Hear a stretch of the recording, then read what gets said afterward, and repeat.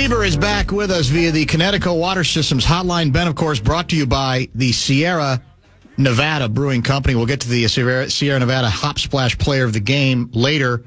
Leber, during your distinguished professional football career, or actually at any level, did you ever screw up on an onside kick? I don't think so. No, I never did. And I was sort of like Muntz. I was a blocker. Yeah. You know, I was a poor soul in the front line that was just targeted to get decapitated by one of their soldiers running across, and their primary objective was to spear the guy in front, just to knock us out of the way. I hated it. It was not a good place to be. So I sort of understand what he was thinking, where if you don't feel like the ball is coming to you, you better brace for impact and try to take out the guy, because he's trying to take you out. Yeah, it seems like a thankless job. I mean, if you're the hands team part, I guess you'd say, well, no, they want my hands. But if that's not what they're interested in to get out of you, then it just does seem utterly thankless. I would not raise my hand, volunteer for that role, I don't think. No, I didn't. But, you know, when they when they ask you to do it, I guess you feel like it's a little bit of badge of honor, because they're like, okay, I guess I'm a trustworthy member of the team out there. Right. So, give me your vantage point. What you saw on that play? How close were you to it, and what did you make of it? I was not as close as I probably could have been, because it was, you know, it all takes place right there in, you know, pretty much center field, and I can't get that close because of the boundary on the sideline. So I was sort of looking through a bunch of players and everything.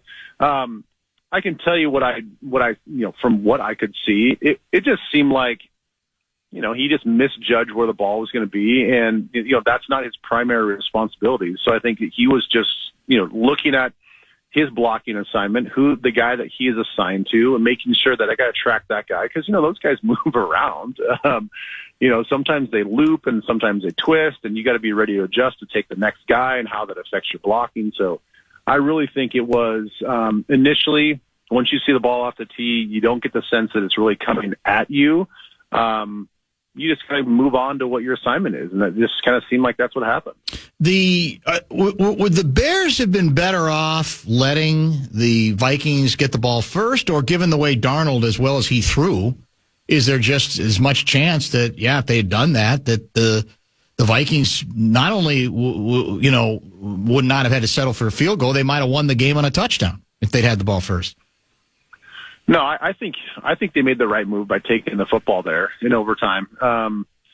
You know, I know that there is a little bit of strategy a part of it, but the way that they had the momentum, the way that they sort of ended the game with throwing the ball down the field with some success, they found some soft spots, found our vulnerabilities.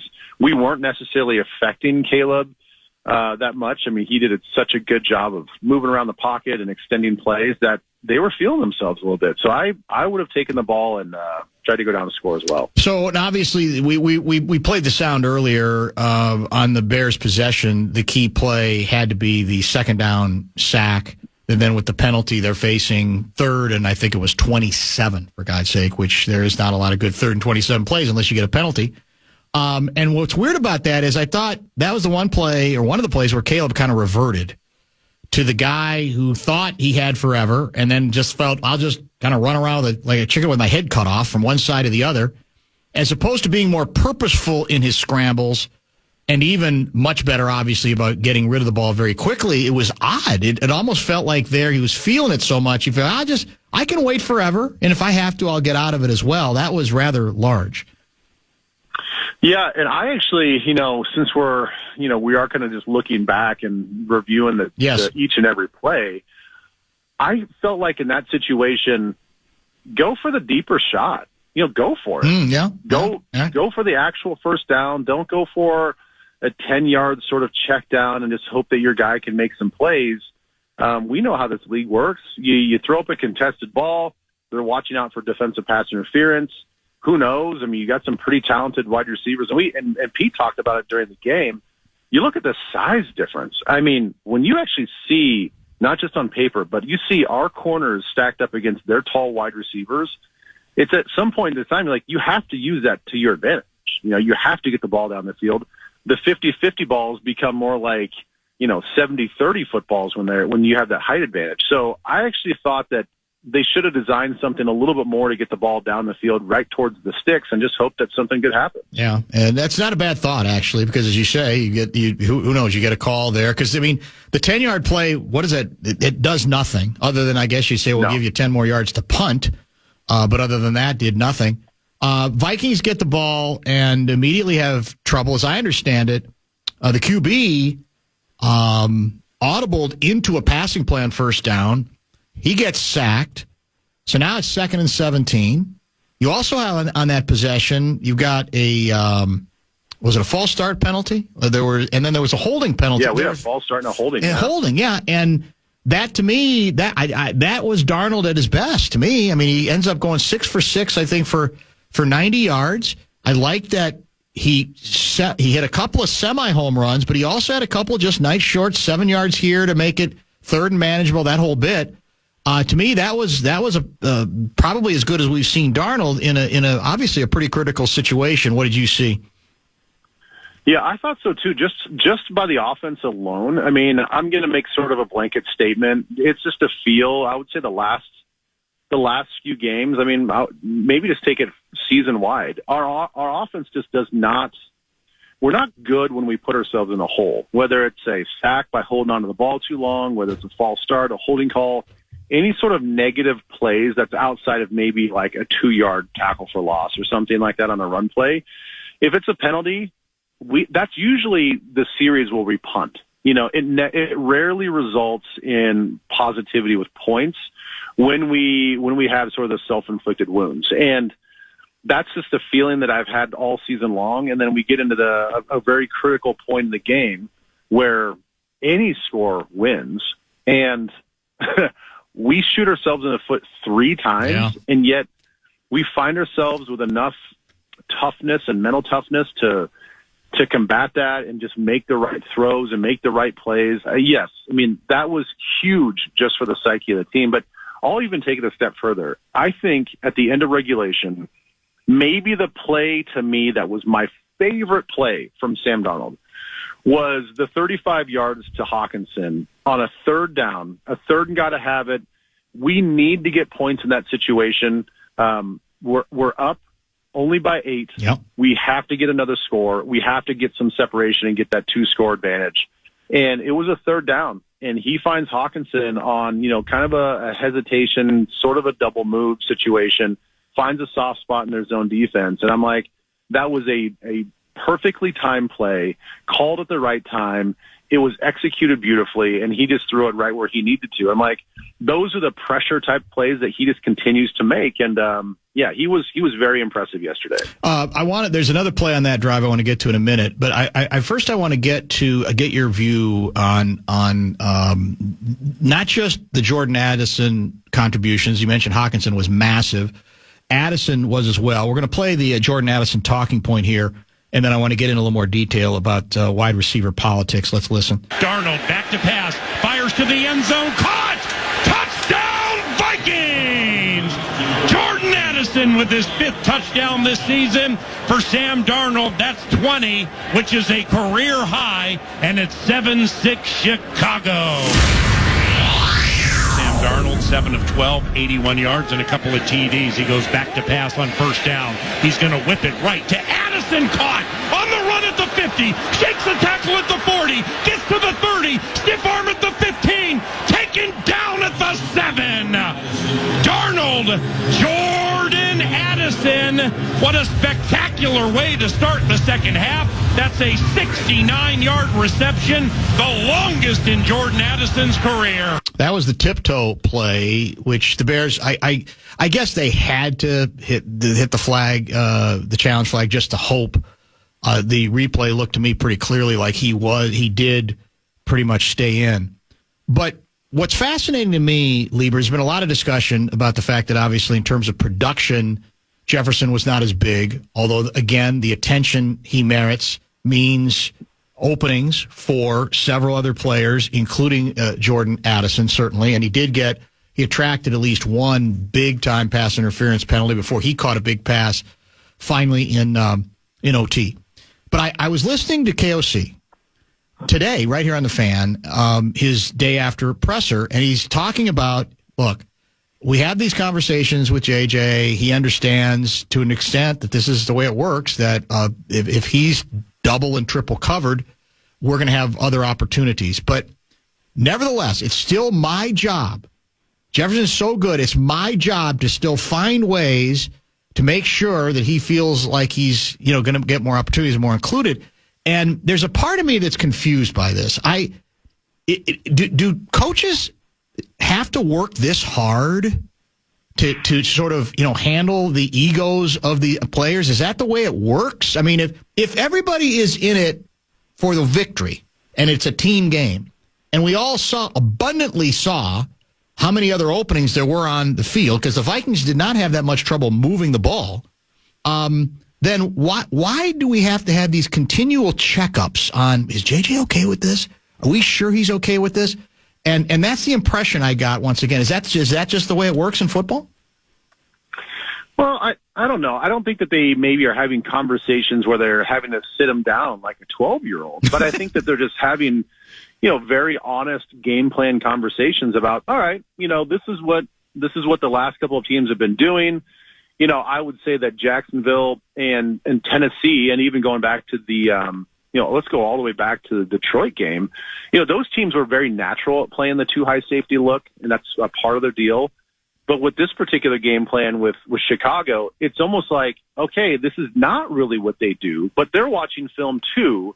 And these other teams are taking you away by having this cover two look. We're going to prepare for the same thing. So here's the deal. I know that you're probably licking your chops thinking you're going to get more man coverage and things are going to open up for us. They're probably not going to do that. So let's prepare for that. So I'm guessing that that's more of the conversations that they're having and saying, like, we're going to try to do X, Y, and Z, but just remember that if we start seeing this type of coverage and this alignment, we're not going to try to put a square peg in a round hole. And I think that's sort of the conversations they have. And I would say it works the same with, I don't know, probably our defensive players too. If Jonathan Gennard is asked to drop a whole bunch of times and not blitz, after a while, you got to say, all right, we got to feed the beast a little bit. I know that we're using him as a decoy on the blitz package, but we have him, we pay him to rush the passer. So you got to find ways, even though they might double team you or chip you, just to send them on the blitz. So you got to use your best players whenever you can. All right, I want to play. This is I think it was a 3rd and 13 play where Darnold got hurt and Mullins came in. Let's listen to how this turned out. Darnold, 2nd and 13 from his own 27, takes the snap. Bears blitz a safety, and now somebody else gets through the middle, and Darnold, moonwalking, throws the ball away to the right. Darnold, by the way, was hit as he was going down by Montez Sweat. Oh, wow. Our quarterback's very slow to get up. He's limping badly and favoring. Now he goes back down. Come on. Darnold's back down, and Nick Mullins has picked up a football and furiously is throwing it on the sideline. Sam Darnold is down, and I believe it's something with a left ankle or leg. Well, yeah, and you know what? You take a look at it. It's Gervon Dexter dove on his leg. Oh, not Sweat. My bad. After he threw it, and twisted the ankle. So I know he's had a foot problem, so maybe he just aggravated that, but still. Yeah, that's a clean play by Dexter Sr. I mean, you got, just get rid of if it's not there, again, he's trying to do too much. Oh, geez. Taking a look around, but it was Dexter that landed on that foot, probably re-aggravating it. And hopefully, if that's the case, and maybe he can walk this thing off. But dust off the old Nick Mullins chart. Yeah. Can't we just make things a little bit easier? Right. always gotta make things dramatic. And go ahead. I'm sorry. I'm just not liking the way that Darnold's walking off the field. Well, I like something you said in London, where Nick Mullins came in the game, and you're like, this is a relief pitcher who comes in late in the game and strikes out the right guy. Nick Mullins fires bullets fresh off the bench if only for like a play. It's just a gift he has. Let's see what happens on 3rd and 13 from the 27-yard line. Nick Mullins in for Sam Darnold, empty backfield. Nick takes the snap, dump over the middle, caught Aaron Jones on the run, 35, 40, first down! Mullins and Jones. Mullins does it again. And Aaron Jones runs to the 42 for a gain of 14. How about Nick Mullins firing fresh off the bench? Yeah. All right, huge play there, Ben Leber. You go to the game-winning field goal drive in OT, 3rd and 10 at the Vikings 21. And what do we get out of that? We get a 13-yard completion, very easy play to Jordan Addison along the right sidelines. Now, in both of those situations, is that just really well-conceived offense or just really crappy passive defense? Well, I think the first one with Aaron Jones, that to me it looked like it was set up in sort of a kind of a middle screen sort of situation. I mean, not maybe the screen that you're expecting to see, but it was very much intentional that they were going to try to run him right in the middle of the void. The blockers were going to go down the field, and they were just going to block whenever the ball was thrown. So that looked like a setup sort of play just to go to Aaron Jones. Now, the other one, the 13 yards to Addison, yeah, he was the primary guy, but the routes and the route combination wasn't set up just for him. I think he just flat out wins that route, beats the leverage to the sideline, and Sam makes an awesome throw, which I thought his accuracy and precision were really on point throughout the whole game. So, yeah, that was a very impressive throw. And again, tip of the cap to Mullins for once again coming in for a single play, literally cold off the bench. And just having ice in his veins in that moment. I mean, and the momentum is on their side right there, right? If they get the ball back, you got your starting quarterback is on the bench. It turns out he's not, seriously hurt, but he's out. That's a massive play. That's a huge first down in that situation. And then obviously Darnold comes back. Hop splash, Sierra Nevada hop splash player of the game for yesterday from Soldier Field. My hop splash player of the game is going to go to C.J. Ham. I think if you haven't seen the video of the post-game locker room speech, I'm going to give it to him just for, battling through some personal stuff, man. It's he goes out there and plays a great game, big part of the game plan, spent, several hours with his ailing grandfather on Saturday night. His grandfather passed his Sunday morning, and he was able to spend time with him. And with heavy hearts, he goes out there and plays a heck of a football game. So got to give my award to him. That's clearly, Dan, something that's not going to show up in the stat books. No, that's okay. But that's the whole point of the Hop Splash Player of the Game award. It can be something a little bit off the beaten track, and I think most people by now have obviously seen that video. What did you see of? What did you think of Caleb Williams going into this game? Your general perception of him, and what was it coming out of that game? Did it change in any major sense on the basis of what you saw? Excuse me. It changed, but only a little bit. I got to be honest. I went back and watched the last two games. The Patriots game, same thing that everybody else saw. I mean, he's taking unnecessary sacks, holding on the ball too long. I was like, I don't know about this guy. And then in that time, from that game to the next game, the Packers game, they fire Waldron. They bring in the new offensive coordinator. And like everybody else, I'm like, okay, this is a different looking offense. Okay, this is a much more confident looking quarterback. And so I thought to myself, if they can get this sort of performance and this sort of moxie out of this kid, he's going to have something. And you could flat out see the talent on display in that one game with his new offensive coordinator. So I was a little bit worried going into this game because I'm like, this guy can just make plays with his legs. Like he can just create. I mean, he's kind of like looking like how he did in college, but much more polished and, looks more professional. And that's what we saw out of him. So it changed, but I was already sort of leaning into, this guy's going to be a special young player. Just from the one game. And then, of course, we saw what he did to us. I mean, he looked great. And you hear from all the players, all the defensive players at the end of the game, how much respect they have for him playing against him live and how difficult he is to get down. And I appreciate how much Caleb wants to play quarterback. He's not a guy that once he uses his athleticism to just break the line of scrimmage and run down the field, he'll do it if he has to. But that's not part of his game. His game is to extend plays just like Patrick Mahomes does, get out to the outside and keep his eyes down the field and make plays with his receivers. How would you evaluate the Vikings defense in general yesterday? I mean, let's start with the run game. Again, another fantastic night or afternoon of just stopping the run. If you take away the scrambles in the DJ Moore play where he was lined up in the backfield and got the ball as a running back, take away those plays, and I think we gave up 33 yards rushing to the running backs. I mean, that's incredibly impressive. Again, once again, though, if we can't get home and we can't get the quarterback down, we have holes in our pass defense, and they were able to exploit those as well. But here's where I think the whole feeling of the defense, the pass defense, does hinge on these couple factors. We had 3 opportunities to pick the ball off yesterday, and they were pretty good opportunities. They weren't just tip passes. Bynum had one where he had to slide, but he got both hands. He was able to kind of cradle the ball. It was a little bit low. That was a play that could have been made. So there's one interception. Harrison Smith was driving on a ball that was overthrown. That goes through both of his hands. That could have been another interception. And then Gilmore had sort of a diving opportunity where he got both hands on the ball as well.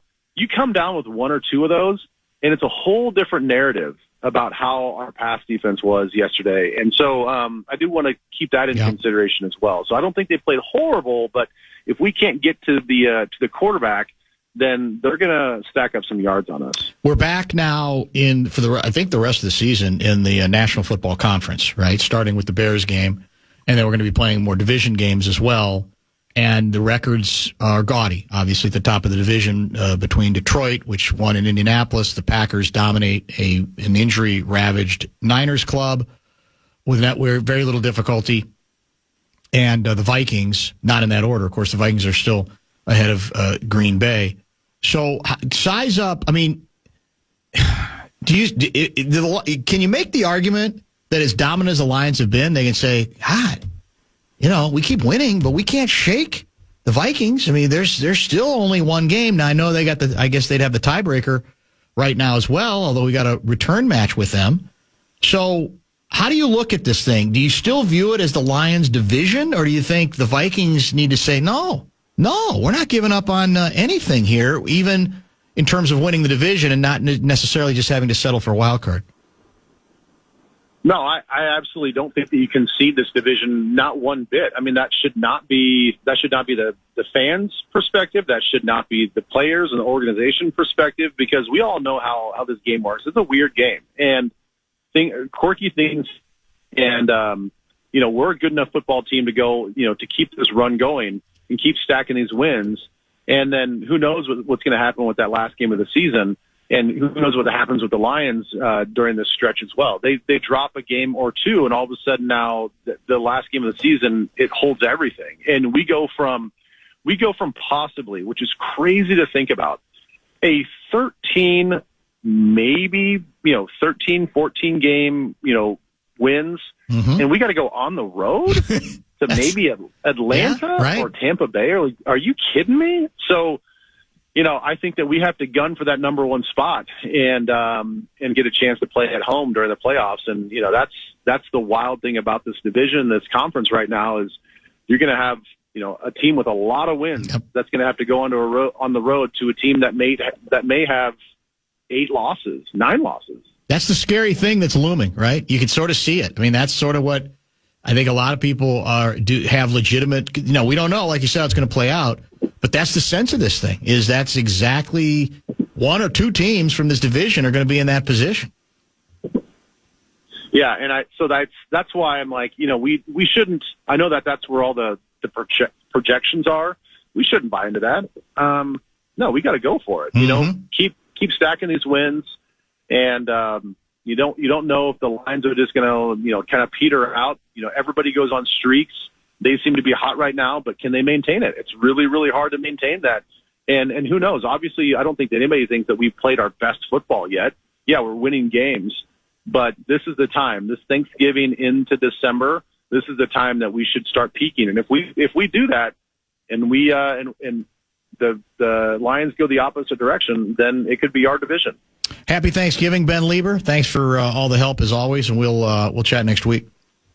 All right, sounds good. Happy Thanksgiving. Thanks, Nacho. That's Ben Leber, brought to you by the Sierra Nevada Brewing Company. We've got Jonny Athletic later this hour. John Athletic, to not just talk Vikings, but also talk Timberwolves, who are back home. I think they're going to start a 4-game homestand, if I'm not mistaken, after getting the moral victory, according to many, in Boston, Massachusetts. A close, highly entertaining game, but ultimately a loss nevertheless. A lot of ground to cover there since we've last talked to Johnny. We got to catch up on a lot of controversies. And as I mentioned, purple stuff. One other Vikings item I want to get to when we come back, perhaps explore what may well have been the single play of the game, and we have not discussed it to this point. How about one more Vikings talking point? A play we've not discussed a lot. I know it has received, I think, a decent amount of attention. Certainly did during the ball game. And it, I think it's a pretty good example of great alertness on the part of the Vikings coaching staff, and you could argue some bad luck for the Monsters of the Midway, who have all sorts of difficulties right now. A lot of baggage in Chicago. Receivers left. One is Keenan Allen. Here's a blitz on Caleb Williams. Looking left, lofting left to Allen. And he caught it at the 7-yard line on Shaq Griffin. First down, first and goal. Keenan Allen came to play today. The veteran wide receiver had to adjust his body before he jumped. It was a spectacular catch. Yeah, they're going to try to hurry up to the line of scrimmage so we can't throw a red flag. KO threw it. He threw it? Yeah. Yep. And now a flag comes in too. So we got all kinds of flags flying in the air. One's red, one's yellow. Somebody threw a blue one on the field. It's like Christmas. Where does this come from? And Keenan Allen, what does he have against us? It's like, yeah, he's just 18 of 215 last year, career high. But let's not forget, he threw the first touchdown pass of his career on us last year. All right. The question is going to be that he caught the ball, the right foot. There's no foul on the play for defensive offside. Prior to the snap, we did have a challenge flag thrown from Minnesota. That play is now under review.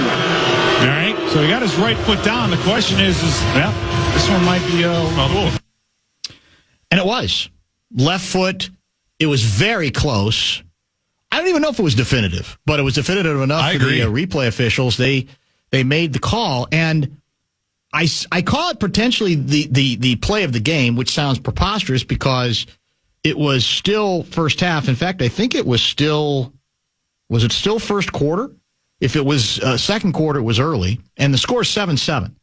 But yeah, second quarter early. Second quarter early, instead of a first and goal at the 6 with a chance to go up 14-7 to regain the lead, you now are in a position where it's 4th down and 3 and 4th and 4, I guess I should say. And the decision is made, well, what are we going to do here? Should we, well, no, we're not going to go for it. This has got to be a field goal, right? We got to kick it. And the rest is history. 4th and 4 from the Vikings 30. The 47-yard try is blocked. And for the second consecutive week, the Bears get a field goal blocked. And so not only do you not get a chance to score a touchdown if the original call is upheld, you don't even get the 3 points. And, you have to be a mathematician to look at the final score and say, well, any 3 points in this game might have been pretty big. It was a hell of an effort. Yeah. And it was close. But I do give, I guess you could argue that from the Viking standpoint, that what do you have to lose to throw the challenge flag? But given that it's still pretty early in the game. Right. You don't want to waste it. I'm not sure it's automatic. So somebody is working fast, and I think the percentage for O'Connell, I think, is pretty good on challenges. And they do seem to have a good system in place where they tend to not waste them. And that's something, by the way, I think Matt Eberflus is something like I think he's 0 for his last 7. Really? Which follows with everything else in Chicago right now. It's not been a good stretch for him because we had the one on the sidelines. We played it earlier with Jordan Addison. Right. That was first possession of the second half, right? Where I thought, again, it was close, but I didn't think it was as close. Based on the video I saw, it almost felt like Eberle's was just, well, they threw one and they got it. Let's try it because it's such a big play. It was going to be first and goal, inside the 7, right? Or inside the 10-yard line? Yeah. So a very large play. You could say a number of plays are big in any game that goes down to the wire the way this one did into OT. But that was a big swing. Swing is the word, yes. Yeah. Swing is the word because it takes points off the board for them, and then you can go back down and do whatever you want with it. So swing was the word. And it is interesting. The NFL system, you never see players, you very rarely see players ask for the challenge in the NFL, like you do in the NBA, for example, where it's instantaneous, right? And they never think that the ball went off them or that it was a foul or whatever it was. And the NFL, they obviously, and PA later in that call named the person who's in charge of it. There is a guy that's literally his job. It's like special assistant to the head coach. And he's in charge he's in charge of making sure that he gets the info down to KOC or whoever. He's got right to KOC's headset, I think, or somebody that does, and he can make the call, and he was right there. Because you don't want to lose it in the second quarter. At that point, you're thinking about... Yeah, still early enough in the game where it's not automatic. You might need to save your challenge for something, but when it's a potential scoring play like that or a play that gets you into a scoring situation, it's probably worth taking that chance and that risk. And that was when, like we said, Caleb was starting to feel it a little bit. He had some great throws in that first half. Great throws all day, but that was the continuation of some great play that he had in the first quarter. Why is nobody talking about how up 14 in the fourth and 1 on 4th and 1... instead of kicking a 50-yard field goal, we decided to go for it and don't get it, and it would have been made it a 3-possession game. I think the kick would have been longer than 50. I'd have to double-check the math on that play-by-play, but I think it would have been more than 50, and I think in this case, I had no problem with that decision because you don't have your regular kicker. He's been dependable. Right. Obviously, he's been good, but can you assume that he's going to make that one? I remember, if I'm thinking about the same time that he is, I did not have a major issue with that because I also thought it would have been longer than 50 yards. It would have been about 53. Okay. It was from the 36. No, I'm not. Chicago's 36-yard line. That's not an automatic at all. If it's Will Reichert, you trot him out there. Yes, you probably do. Yep. Yeah, but Parker Romo, I don't know if you put him in that spot. And if it's Santos, you don't even think about it. Well, you do, but then you just have your line that's right. start running backwards to defend the block. You don't even have them blocking. Speaking of that, I know it's an easy second guess, the Penn State fake punt. So there's a part of me that says this is the ball game. I mean, we have to get the ball back. Mm-hmm. Now, you can never be prepared. You can never assume there's going to be a fake in that situation. It seems almost outrageous given their coach's approach generally and the circumstance and the danger if they don't get the first down. Right. You could argue they've handed the game to you. But is there not something to be said but you got to be sure. Yeah. You have to be sure. So is that a situation? Because where did I read that part of why Penn State did what it did was they saw the Vikings or the Gophers were in the usual sort of, we're going to return a kick approach. Right. As opposed to what they call the safety approach, which I assume still allows you to have one person deep. Yes. But it has a lot more safety first at the line of scrimmage and a lot less concern about getting blockers back there to try to open up any kind of a return. I know. And Bernsey, as you know, because you listen to Gopher Football Sunday, nobody spends more time thinking about Gopher special teams than Ryan Burns from GopherIllustrated.com. And he always talks about the Gophers being in punt safe. I don't totally understand what punt safe is, but I think that's what you're talking about and what he's talking about. Exactly. And that time they weren't for whatever the reason. I agree. It was masterfully done, but it was way easy. I mean, one guy got blocked, and that was it. I know. And then he took it like 40 yards, right. And that was devastating. And because in the back of my mind and our engineer's mind, because we talked to each other during the game, could they fake it here? Because everything had worked to the Gophers' plan after the Arianto Ursary thing. You kick the field goal, you stop them, you get the ball back, and you're going to have a chance to win. Just like at UCLA, that exact same scenario. You played the math right, and it didn't work. What killed them was that the quarterback scrambled on 2nd and 9 and made it 3rd and 2 because you had him in the backfield there. Like, those are the little you things, say, plays within the game that if you even catch them for a 4-yard gain instead of a 7-yard gain, now it's 4th and 5 or 3rd and 5 at least would play before, and they got to think about it. You know what was funny, too? I do remember they showed, who's the Penn State head coach? James Franklin. James Franklin, as soon as it's 4th down, he made, for whatever reason, they show, the camera goes to the coach, and he made a very exaggerated, punt. It almost, I have to admit, when I'm watching that, I'm not saying I predicted they were going to fake, right? But it was just interesting, as it turns out. It seemed too performative. This is me signaling for a punt, just in case the Gopher. We don't want the Gophers think I'm doing anything. And it was just very strange. And then it turns out it was a killer play. It was devastating. And the whole drive, then the rest of that drive was obviously. Because then the other 4th downs, they're getting credit for going for, much easier calls, right? To go for it.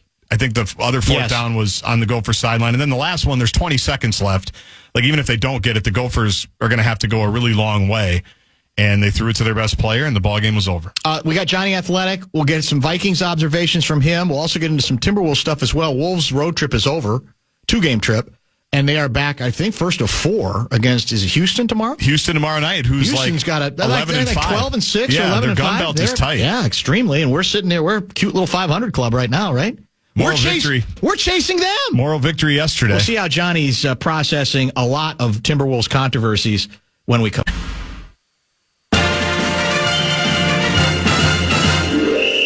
It's time for Jonny Athletic. Jonny Athletic. Jonny Athletic. And he's on the Denver right now. It is that time again. Questions for Johnny. Hit the inbox. Bradshaw and Bryant KFAN text line, which is 646-86. Johnny joins us via the Connecticut Water Systems hotline. It is up to you to translate/interpret what took place in Toronto, Ontario, involving your Minnesota Timberwolves. What sort of the, I guess you could say, blowback is from that. We've played a game since, obviously, played a better game against Boston, but ultimately lost. But I want you to get behind the headlines and tell us how we should interpret some of the on-court stuff that got a lot of attention from a video standpoint, obviously starting with the exchange between Julius Randle and Rudy Gobert. Rudy seemingly raising his hand and saying, yeah, I was the child about it.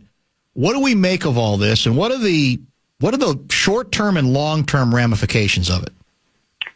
Yeah, I think that it's kind of a long answer. I'll try to be brief Take with your it, time. But here's my first impressions of it, Dan. I know that everyone focused, understandably, on Julius Randle not throwing the ball to Rudy when he had Barnes under the basket, and Rudy subsequently pouting his way to a 3-second violation and then to the silly foul on the other end that actually put the Timberwolves down in the game and really kind of expedited their demise in Toronto. And you say, well, Rudy really wanted the ball, and that's the genesis of it. When actually, when I read the tea leaves, when I kind of look at how this team has played this season, what's gone right and what's gone wrong, my biggest impression on why Rudy reacted the way that he did in that moment was not that he was upset so much about not getting the ball there. He certainly was. Julius Randle should have thrown him the ball.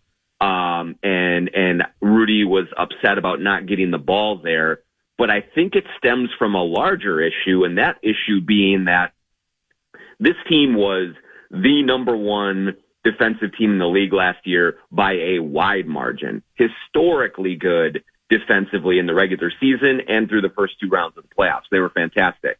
That whole identity revolves around and is a reflection of Rudy Gobert. Then you make the trade for Julius Randle, for Dante DiVincenzo to come in, and the bottom has kind of fallen out of the defense. And one of the biggest problems from a defensive standpoint has been Julius Randle. He is not very active on the defensive end. He is not rebounding at, very well at all. He's at 6.6 per game. That's the lowest average of his career so far. And I think Rudy has been trying to cover both for Julius and for himself in the defensive half court and has been struggling to do that. And so he can look foolish at times defensively as well. And so in the 3 days they had off between Phoenix and Toronto, Chris Finch made some adjustments to the defense, and they changed things in a way to try to make things easier on Julius Randle.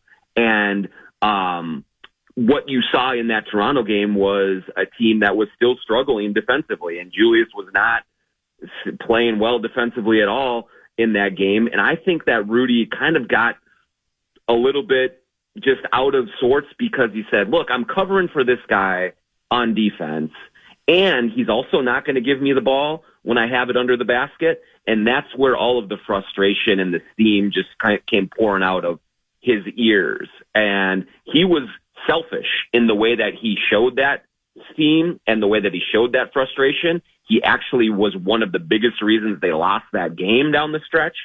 And so there's been a lot of conversations on the team over the last several days to patch that up. Going forward, I think it can be a sign of, a rallying cry, and I do think they can get past it. I don't think there is a major beef between the two of them, but I do think it put out in the open sort of all of the frustration that had been simmering underneath, and now the Wolves have to address it. And maybe that's not the worst thing.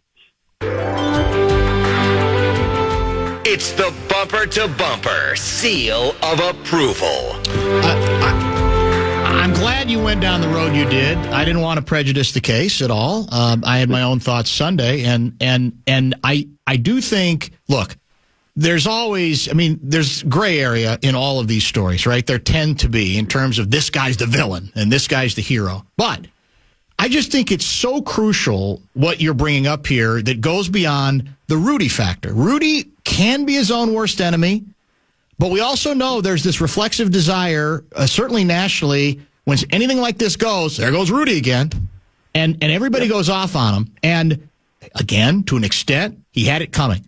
But to leave off this other piece, when it comes to the actual development of this team, of getting back to the place it was before, you can't ignore it, and it shouldn't be ignored just because Rudy happens to be the most visible face of this thing, having done the most visible thing in that situation.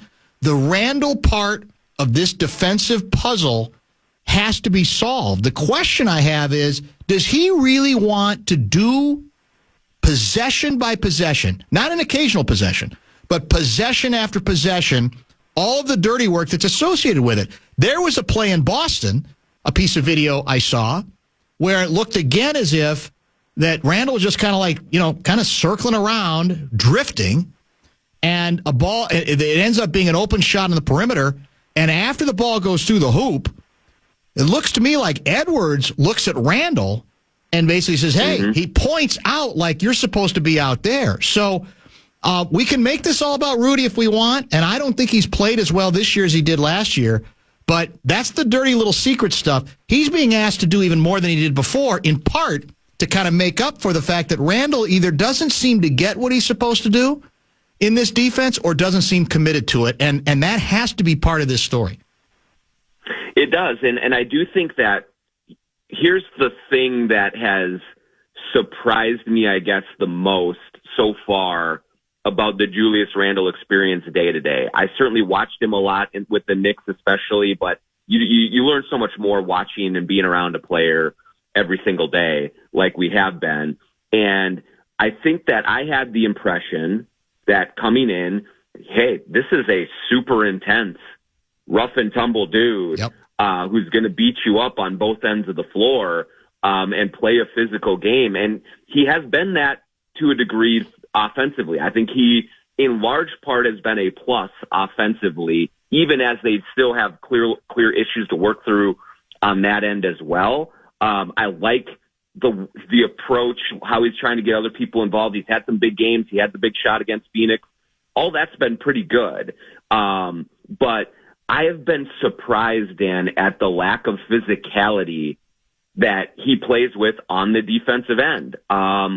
I expected him to be more of an elbow thrower, more of a bumper and a banger, more of a move guys out of the paint so he gets the rebounds type of a player, and he's been much more passive so far on that front. And I do wonder, is it just inherent in his game, or, is this just part of the acclimation process and he doesn't know where to be and he doesn't know how to play off of his teammates yet?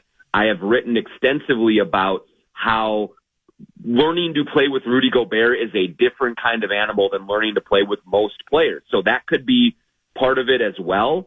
But the sheer lack of physicality and force defensively from his game has been glaring to this point. It's big, yeah. It's a really essential part of the story. Let me play off another one of your tweets after the Boston game. Dillingham's just got to play. I don't think a lot of people will disagree with you. We all see the flashes of what he's capable of doing and might be ready to do quicker, than we even thought. But something's got to give from a personnel standpoint in order to get that done. Is it practical for the Wolves to get that done? And do you think they're committed to doing so? Yeah, it's a really hard puzzle to solve, Dan. I do not blame Chris Finch for the way that the rotation has gone early on in this season. He does have 8 very good players. He says he has 8 starters. We can quibble a little bit, but they're really good, like 1 through 8, one of the deepest 1 through 8 in the league. So you want to play Mike Conley, you want to play Nickeil Alexander-Walker, Dante DiVincenzo, 25 to 30, low 30 minutes. And if you want to use your minutes that way, it's really hard to find 18 to 20 for a 10th guy. Here's where I am starting to turn toward the Dillingham route, and I admit I don't have the exact answer on how you do it, but what I've seen so far from this team is one of the biggest things that they lack right now is energy and intensity that way. And it's been frustrating because it looks like a team that is like, yeah, man, we made the playoffs last year. We went deep. The regular season is the regular season. We're just going to kind of chill. And it's a maddening thing to see, but I think it's hard to discount. That's what has been the case so far. And what you see when Dillingham gets in, and look, he makes defensive mistakes. He is going to turn the ball over every once in a while. He's going to go through rookie problems, but he is electric. And you need something to kind of give this group a jolt. And they have not played at all with a regular intensity and a regular give a damn. And I think that Dillingham does that, and he speeds everything up, and he gets things moving. And so if that means that some guys have to have some other minutes cut, or you got to figure some things out, maybe you just have to right now. We're approaching that hallowed 20-game mark, and they're floundering a little bit. And so I just think efforts have to be made to get this kid on the court for a decent amount of time and just see if he really gets into it, because there are things he can do that very few of the other guys can do, and he needs to learn how to kind of be more consistent if this team is going to take off. Totally agree. Quote from Anthony Edwards after the Celtics game, which obviously was competitive and went down ultimately to the wire after the Wolves had spotted Boston huge leads. We just don't play hard. Yeah. We came out to play hard tonight. This is Edwards. We made a couple mistakes, but the reason we were able to overcome those mistakes was we played hard the entire game. Now, if he means it, I'm shaking my head and going, how are we going backwards here to lessons that allegedly we're past? We were supposed to be past this nonsense. Now, sometimes players say stuff, they kind of mean it, but they do it out of habit. So do you think he meant it? And if he meant it, how big of an indictment is it that we're sitting here back to that place again? Yeah, I mean, I do think that you always take what he says with a little grain of salt, because he does speak from the hip a little bit. But I do take those words to heart, because that's what I've seen, Dan. It matches the eye test. with what you've seen from these guys on a nightly basis. And, I did for clarity's sake, I asked Rudy Gobert about that today at practice. I just said, hey, Ant said you guys don't play hard. And Rudy's kind of interpretation was more, he said, I don't think we play. It's not that we don't play hard, that we don't come out every night and try, but we do lack intensity. And so however you want to parse it, either way, it's a problem for this team. And I will say, look, we all love Ant. He's played pretty well for most of the season, but he is the leader and the tone setter of this group now. There is no Karl Anthony Towns. He is the number one guy. And there have been too many times this season, and it started in Boston with his slow start to the game. He picked it up as it went along, but he has not played with the same intensity and the same just overall working as hard on defense this year as he did last year. That's been true. I mean, Jaden McDaniels, same way. Rudy Gobert has said that he isn't the same defensive player of the year as he was last year. Yeah. But it starts with Ant. He is the number one guy now with a bullet, and he's got to set that tone. And there's too many times off-ball defense. He dribbled the ball off of his foot in the first quarter for a silly turnover. He didn't get into the game and get rolling until midway through the first quarter. Like, you got to come out and go, man, because these guys are feeding off of you, and sometimes that hasn't happened this year. So Ant always says, I have to be the one, so he always takes ownership of it, but he's got to start doing it here. Yeah, it's that's an important part of this thing, too. Johnny, let's also talk a little bit of Vikings. That's been the major topic of conversation throughout this show.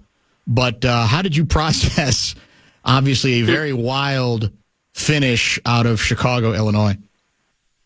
I mean, part of me was surprised, but most of me was not, because every time they walk into that building, man, it is just craziness that ensues. And it's usually not for the good for the purple, just in terms of a team that plays above its weight class as the Bears kind of did yesterday. But it always seems like the Vikings do something to shoot themselves in the foot. Good for them, though, to survive it and get out of there and find a way in overtime to do it. Darnold came up big in those moments.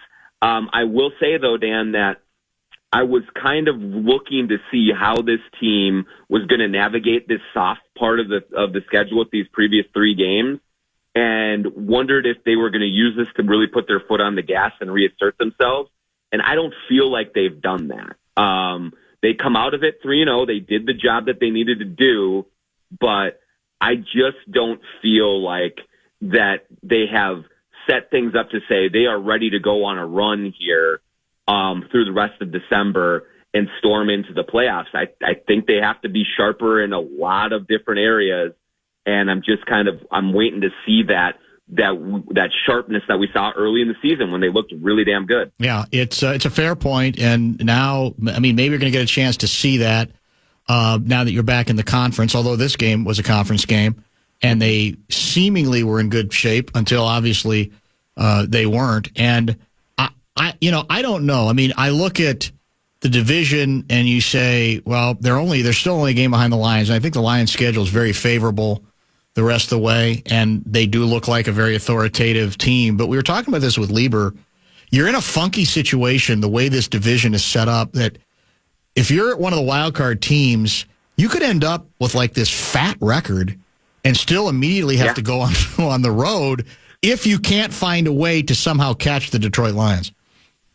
Yeah, how juicy would it be, Dan, if the Vikings have a great season, maybe they finish with 3 losses or something like that, and then their reward is to go on the road to play Cousins in Atlanta in the first round, or something like that. I mean, it would be amazing and just incredible theater to watch that happen. But yeah, that's the way that it's going right now with the conference and how it's shaking up. I mean, there is a group of halves at the top. Philly looks really good right now. I think the Lions are clearly the class of the conference, and the Packers, they're 8-3, so that's not a bad record. But I don't know how good they are.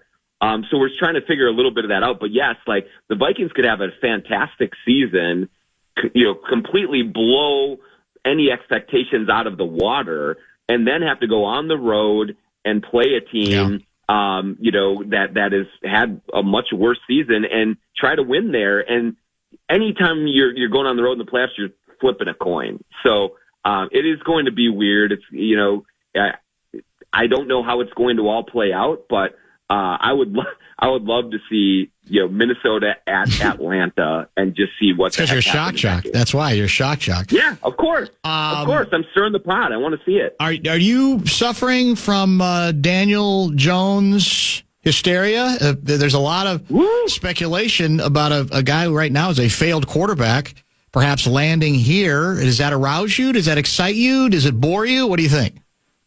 I mean, would I trust Daniel Jones more than Nick Mullins? I probably would. I do think that if they're looking for some kind of insurance policy on Sam Darnold, who is getting more and more banged up as the season goes along, it's semi-interesting. But I think, what if it is like more of you just do the move out for karmic reasons? I mean, he's the guy who beat you in the playoffs, and the last time the Giants had a playoff win, got a big contract out of that.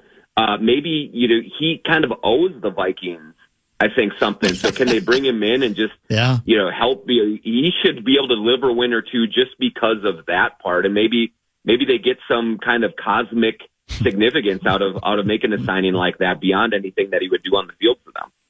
Thank you, as always. We'll chat next week. Happy Thanksgiving to you and yours, and we'll talk, like I said, after the next Vikings victory over the Arizona Cardinals. Can't wait. Thanks, Dan. Thanks, Johnny. That's John Krasinski, Jonny Athletic, on a number of subjects. A lot of Wolves stuff, because we'd spent a lot of time on the Purple today, and I've not had a chance to talk to Johnny to allow him to weigh in on air regarding, I think, a highly, at least nationally, underrated part of the alleged Rudy Gobert controversy. Because if you make this just about Rudy Gobert, you're not paying attention to the whole story at all. It's convenient. He invites it sometimes, but it's not even close to telling the whole story of what is ailing the Wolves right now and what must be addressed within that locker room and on the court as well. Top of the hour break, maybe another Vikings talking point. We are out, about 6:10, 6:15? Back. Show Wrap is brought to you by American Pressure, commercial-grade pressure washer since 1975. It's the Bumper to Bumper Show Wrap. How about one more Vikings talking point? Another underrated play that, might well have saved the ball game, if you want to be really dramatic, for your Minnesota Vikings. Here we go, Sam, the man on the fan. 1st and 10 from his own 21, overtime. We're tied at 27. 5 on the play clock. Sam is under center. The tailback is Aaron Jones. Play action off Aaron. Sam looking left. Sam throwing. Come on! Hit and sack back at the 13. Come on, man!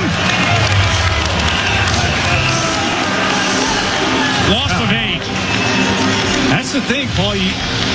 We were taking a shot deep. We were being aggressive. We were trying to get one of our receivers deep down the field, and just nothing there. The Bears picked it all up.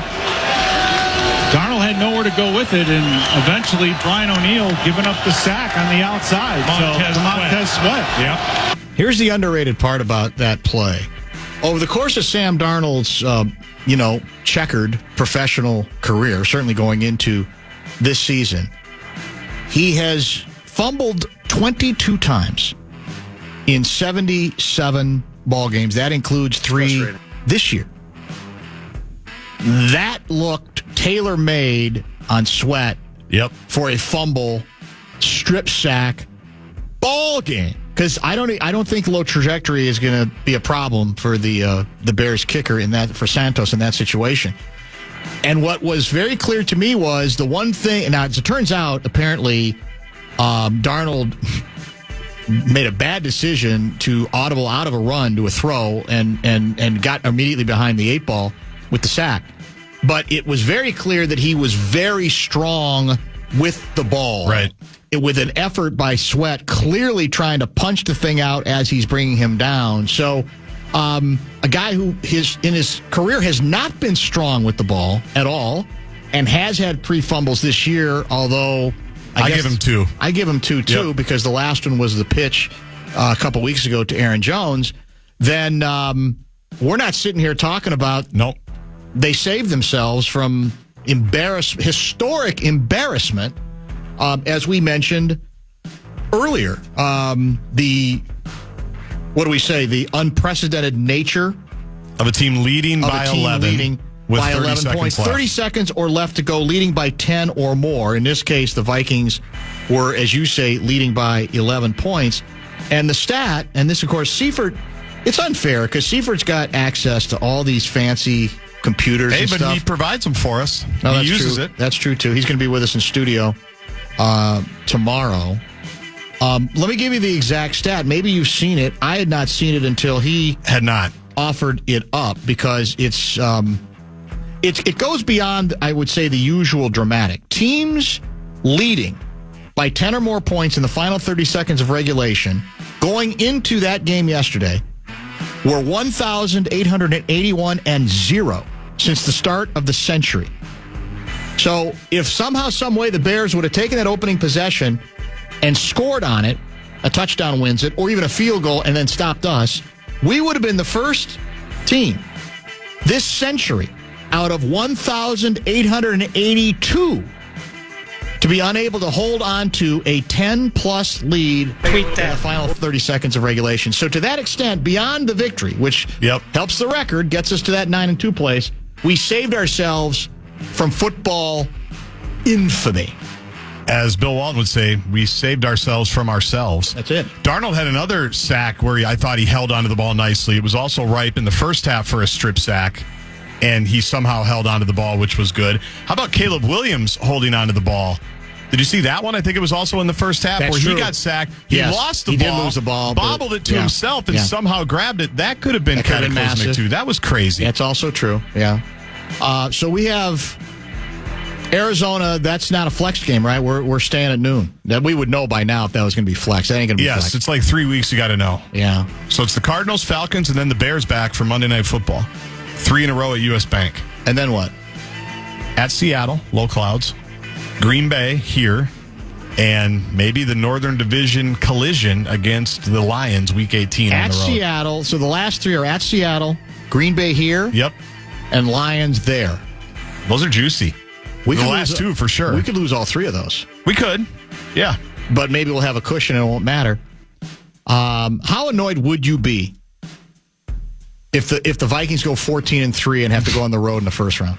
Well, I think that's kind of where it's going. You mentioned the Lions' schedule. They have the Bears twice. They've got the Niners on the Thanksgiving. road. Yeah, that's true, which might be tricky. The Niners on the road.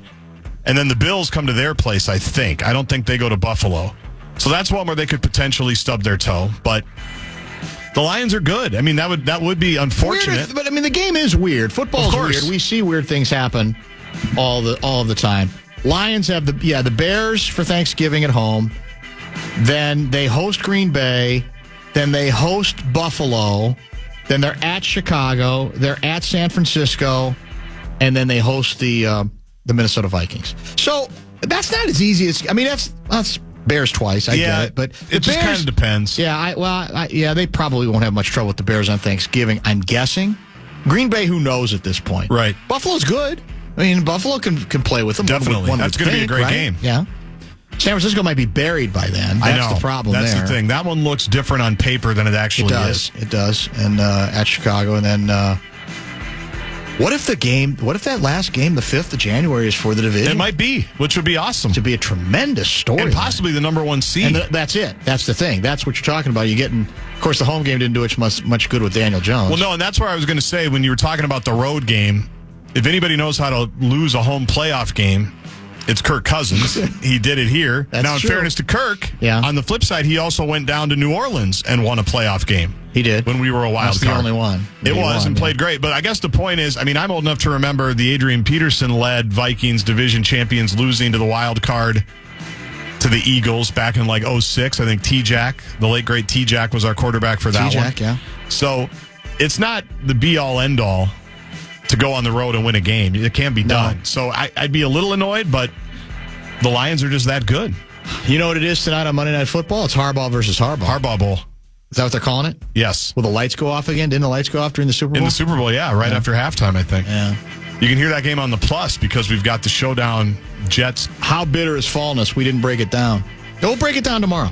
Yeah, Louis is joining. We'll break it down tomorrow. Louis is at 4:30 tomorrow. Is Kaprizov still really a game-time decision? He's not playing, is he? Well, he skated this morning, didn't he? Yeah, all right. Just want to be sure. We got to be safe with him, man. We can't mess around with him. He's the future. He's the Jets, present. though. That's set true. the tone. I know they want to play. I mean, I don't blame them. This is a good showcase game. It's like we want our best people out there for this ball game, this puck game. I'll be very curious to see. So that'll be on the Fan, as you mentioned. Yes. Wild on the Fan. Monday Night Football on the Plus, you said? Yes. Vikings Rewind is going to follow us tonight, and we had to get that in, and then that'll be followed by Wild in Winnipeg. That's why we're out just a few minutes early today. Seifert will be in studio, you tell me, at 3:30. Is that correct? And then Louis, 4:30 tomorrow. He needs to go a little bit earlier. In studio? I don't think so. I don't think he's local, is he? And Mace is going to be by phone on Wednesday because he's going to Jersey, I think, for Thanksgiving. Didn't he say? Wednesday's going to be interesting. We'll have picks. We'll have Ben Gessling. We'll have Mace. It's going to be busy. Got a lot going. Got a lot going on, and who knows what else. Thanks for listening. Thank you very much for watching. Good stuff from Ben Leber today, Cam Bynum, and John Athletic. All our talking points brought to you by our good friends at Federated Insurance. We'll talk to you tomorrow at 3. A lot of things that are easily correctable.